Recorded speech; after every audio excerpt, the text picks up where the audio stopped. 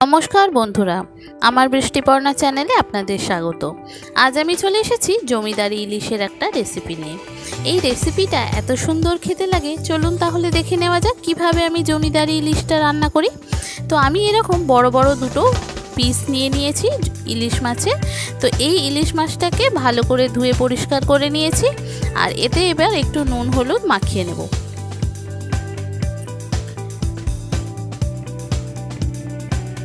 এতে একটু ভালো করে পরিমাণ মতো যে রকম লাগবে একটু নুন হলুদ হালকা হাতে ভালো করে মাখিয়ে নেব। এই রান্নাটা পুরোটাই সরষের তেলে হবে আর এটা নুন হলুদটা মাখানো থাক। এখানে আমি একটু মশলা এবার রেডি করে নিই। তার জন্য একটা মিক্সির জার নিয়েছি, কিন্তু প্রথমে একটু সরষে নেব দু রকমের, একটু কালো সরষে একটু সাদা সরষে, পরিমাণ মতো যেরকম আপনার মনে হবে যতটা লাগবে। আর নিয়েছি একটু পোস্ত 1 চামচ আর একটা কাঁচা লঙ্কা, এটা বাটবো। কিন্তু মিক্সির জারটা ছোট তো মানে এই অল্প মশলাটা ওই জারটায় হবে না, সেজন্য এটা আমি একটু শিলে বেটে নিয়ে তারপর ফিরে আসছি। এটা শিলে বাটা হয়ে গেছে। এবার যতটা আমার মশলা লাগবে সেই ততটা সর্ষে বাটা আর পোস্ত বাটা এই মিক্সির জারের মধ্যে দিয়ে দেব। আর একটু টাটকা যে নারকেল আছে সেই নারকেল একটু নিয়েছি, সেই নারকেলটা এর মধ্যে ছোট ছোট করে দিয়ে এইটা ভালো করে মিহি করে পেস্ট করে নেব। অনেকটা মশলা হলে তখন ছোট মিক্সির জারটায় হয়ে যায়, কিন্তু যেহেতু একদমই কম মশলা সেজন্য একটু শিলে বেটে নিলাম, নিয়ে নারকেলটা দিয়ে এটা একটা মিহি পেস্ট বানিয়ে নিলাম। এবার এটাতে একটু জল দিয়ে এই যে ছাঁকনি করে এটা ছেঁকে মানে খোলাটা ফেলে দেব। আর যে কাতটা সেটা মানে মশলার যে এটা নিয়ে নেব, জল দিয়ে গুলে গুলে জলটা নিয়ে নেব। আর এই যে অনেক সময় সর্ষের দানাটা খোলাটা থেকে যায় বা নারকেলের কোনো কিছু থেকে যায়, তো সেইটা নেব না। এই যে জলটা ভালো করে চিপে চিপে বের করে নেব। ওই জন্য এটা একদম মিহি করে পেস্ট করেছিলাম যাতে একদম পেস্ট হয়ে যায়। তাতেও দেখুন কতটা খোলা রয়ে গেছে আর নারকেলেরও খোলা রয়ে গেছে, তো এগুলো নেব না, এগুলো ফেলে দেব। এই যে জলটা বেরোলো এই জলটাতে রান্নাটা হবে। এবার আর একটা জায়গায় আমি একটু দই নেব 1 চামচ মতো। দই দিয়ে দইটা আমি একটু ভালো করে চামচের সাহায্যে ফেটিয়ে নেব। আর এদিকে আমি ফ্রাইং প্যান বসিয়ে দিয়েছি।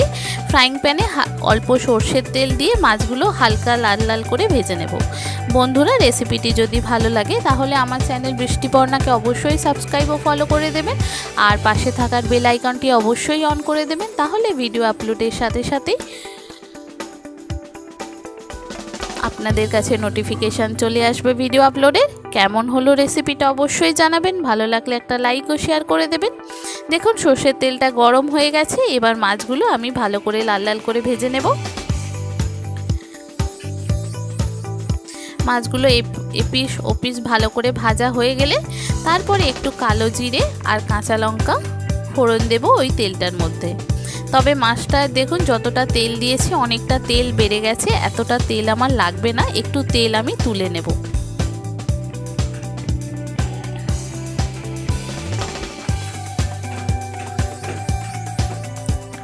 দেখুন মাছগুলো লাল লাল করে ভাজা হয়ে গেছে। এবার আমার এতটা তেল লাগবে না, আমি একটু তেল তুলে রাখবো। রেখে অল্প তেলেতেই আমি একটু কালো জিরে আর কাঁচা লঙ্কা ফোড়ন দেব। ফোড়নটা যখন খুব সুন্দর গন্ধ বেরোবে তখন যে সর্ষে আর পোস্তর যে জলটা বের করে রেখেছিলাম সেই জলটা এর মধ্যে দিয়ে দেব। দিয়ে পরিমাণ মতো নুন হলুদ আর একটু লঙ্কার গুঁড়ো এর মধ্যে দিয়ে দেব। দেখুন সর্ষেটা এটা ভালো করে ভাজা হয়ে গেছে, কালো জিরে আর লঙ্কা। এবার দিয়ে দিলাম ওই সর্ষের আর পোস্তর পেস্টটা। এবার নুন হলুদ আর একটু শুকনো লঙ্কা দিয়ে দেব পরিমাণ মতো। সবটাই পরিমাণ মতো আপনাকে বুঝে দিতে হবে যতটা আপনি করবেন।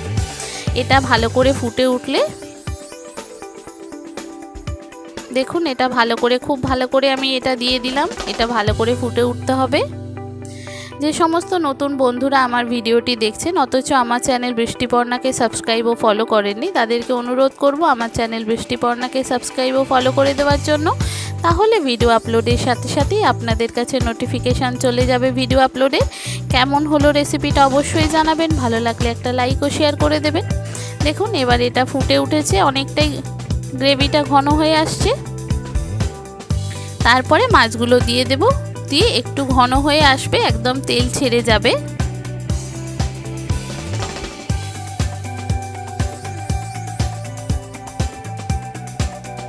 এবার মাছগুলো দিয়ে দেব, দেখুন অনেকটা ঘন হয়ে গেছে।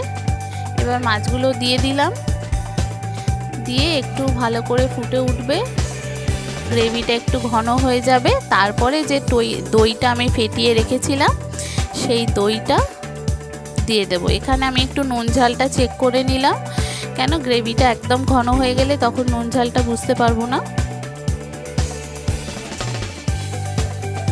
দেখুন একদম ফুটে একদম গ্রেভিটা ঘন হয়ে যাচ্ছে, তেলটাও আস্তে আস্তে ছেড়ে যাচ্ছে। ধার দিয়ে দেখুন কতটা তেল ছেড়ে গেছে। এই জমিদারি ইলিশ আগে যদি খেয়ে না থাকে এইভাবে একবার খেয়ে নিতে পারেন, দারুণ সুন্দর খেতে লাগে। গরম ভাতে জাস্ট ওয়াও, এত দারুণ লাগে খেতে কি বলবো আপনাদের। এইভাবে খেয়ে একবার দেখতে পারেন জমিদারি ইলিশ। দেখুন তেলটা ছেড়ে গেছে, একদম ঘন হয়ে গেছে। এবার আমি টক দইটা দিয়ে দেব, দিয়ে একটু নাড়াচাড়া করে তারপরে এটা নামিয়ে ফেলবো। টক দইটা এর সঙ্গে দিয়ে দিলাম। এত সুন্দর খেতে হয় এইভাবে করলে, দারুণ লাগে খেতে। আগে না খেয়ে থাকলে এইভাবে একবার ট্রাই করতে পারেন বন্ধুরা, কথা দিচ্ছি খুব ভালো লাগবে। দেখেছেন কত সুন্দর কালার এসেছে, গরম ভাতে জাস্ট ওয়াও। অনেক রকমেরই তো ইলিশ খেয়েছেন, আগে না খেয়ে থাকলে এইভাবে একবার জমিদারি ইলিশটা ট্রাই করতে পারেন বন্ধুরা। এই সময় প্রচুর বাজারে ইলিশ পাওয়া যায়, একবার ইলিশ এইভাবে জমিদারি ইলিশ ট্রাই করুন, কথা দিচ্ছি খুব ভালো লাগবে।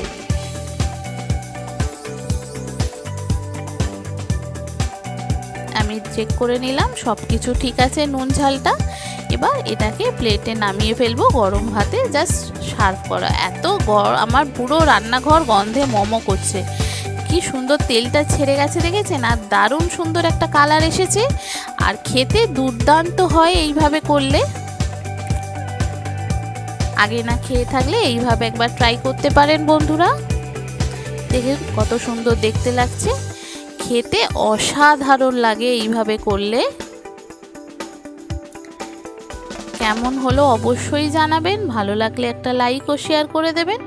দেখুন কত সুন্দর দেখতে লাগছে, দারুণ সুন্দর খেতে হয় এইভাবে করলে।